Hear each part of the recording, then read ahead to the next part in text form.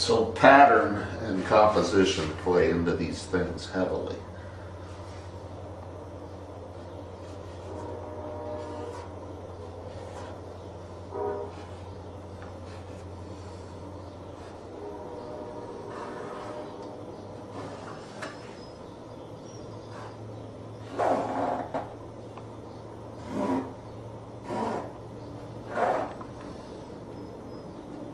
So that's the first stage. When this dries, then I stain the whole thing, and the watered down acrylic falls into these carved lines and creates the surface, sort of the printing plate slash painting that will then get layered and build up with color.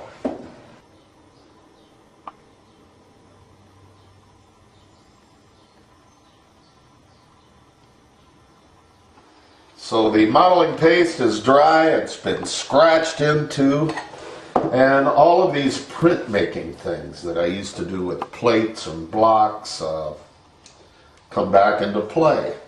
Like when you're engraving in a plate, you get burrs and you have to scrape those off before the printing. So I take the canvas and knock off little pieces, little globs of the modeling paste that might get in the way of paint application.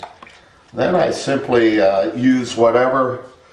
I never wash my brushes, and I just dump them in water so that the paint, all different colors go in there and sort of make whatever color works.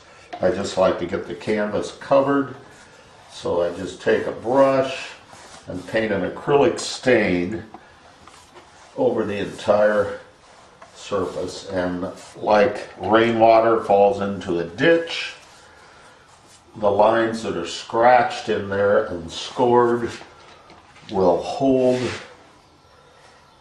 the stain, and it becomes like a drawing. In this case, I've got kind of a brown here. So whatever line emerges through the painting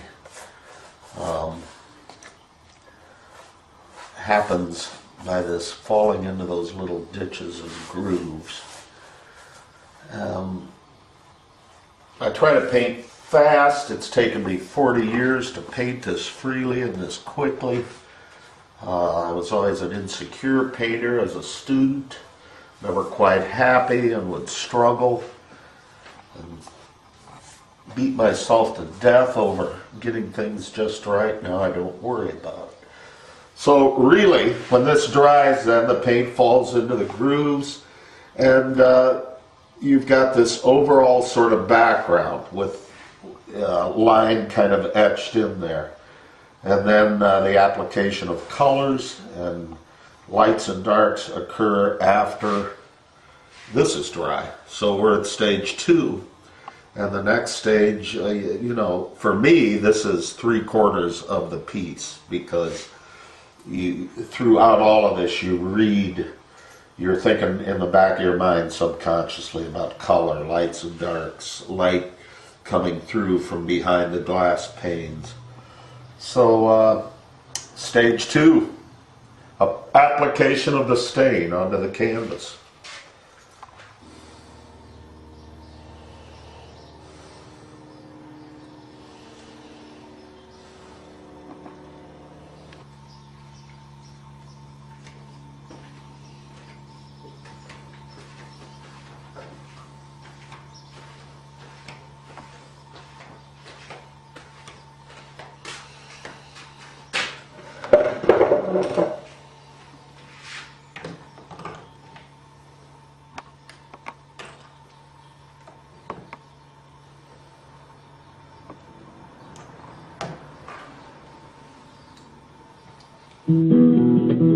Dig and a dig and dig, dig, dig, dig, dig, dig, dig, dig, dig, dig, dig, dig, dig, dig, and I dig my life away, oh, and I dig my life away.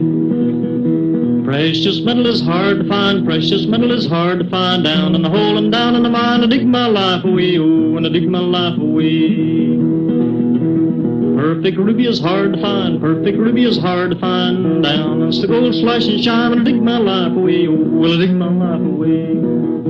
Good shaped diamonds hard to find, good shaped diamonds hard to find. go in a hole both day and night, and I dig my life away, oh, and I dig my life away.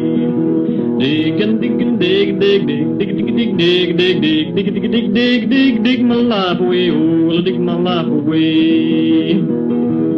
Nice round pearls hard to find, nice round pearls hard to find. Dive to the bottom and feel around, and I dig my life away, oh, I dig my life away. Old Sam Digger is hard to find, old Sam Digger is hard to find. Drink my wine with pickle and brine, and dig my life away, oh, and I dig my life away. Nice shaped woman is hard to find, nice shaped woman is hard to find. Roll 'em down the mountainside, and I dig my life away, oh, and I dig my life away. Dig, dig, dig, dig, dig, dig, dig, dig, dig, dig, dig, dig, dig, dig, dig, dig, dig, dig, and I dig my life away, oh, and I dig my life away. Way down yonder on the buckskin road, the catfish married a horny toad. The 15 kids dig down in the mines, they dig their lives away, oh, they dig their lives away. Sharecrop bottom a few days ago, water got high, spread a lot of mud, caught me a gal with a rake and hoe. We dug our lives away, oh, and we dig our lives away. Climb way up to the forks of the tree, first little bird nest ever did see. Get up the sticks and eggs and all, and dig my life away, oh, well I dug my life away.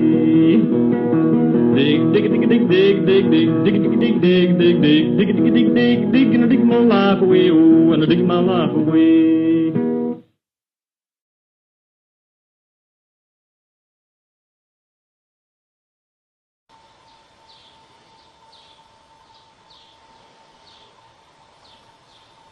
Done. Simon.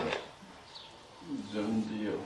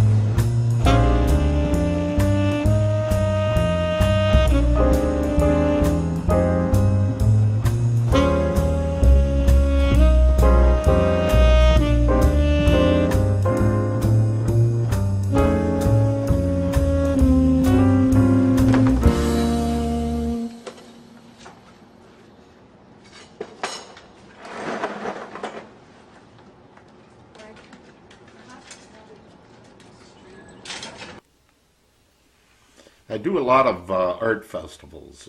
Most of the artists I admire from the past rarely sold a painting, but they would put them out on the streets, and that's how people got their first glimpse of them. And so there's something gypsy-like, something romantic about traveling around with your wares and putting them up, allowing people to see them, and people that look at them can interact with you.